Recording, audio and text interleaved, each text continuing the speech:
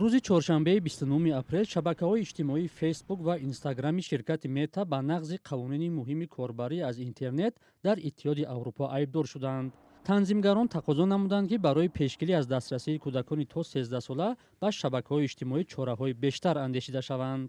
чунин натиҷагирии муқаддимотӣ дар асоси қонуни хидматрасонии рақамӣ пас аз таҳқиқоти дусолаи комиссиони аврупо ба даст омадааст.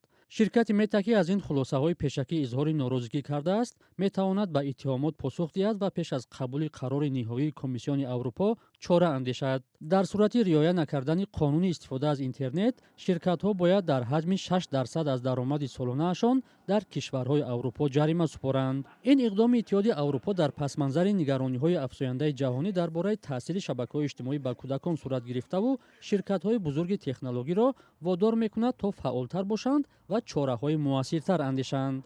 ширкати мета мегӯяд чораҳоро барои муайян ва бастани саҳифаҳои кӯдакони то 13 сола андешидааст ва ҳафтаи оянда тадбирҳои иловагиро эълон хоҳад кард. комиссиони аврупо гуфт ки шабакаҳои иҷтимоии фейсбук ва инстаграм бояд шеваи арзёбии хатарҳои худро тағйир диҳанд. агар ниҳодҳои танзимкунанда эҳсос кунанд ки то ҳанӯз барои иҷрои талаби онҳо иқдоми кофие сурат нагирифтааст, метавонанд ширкатро ҷарима банданд.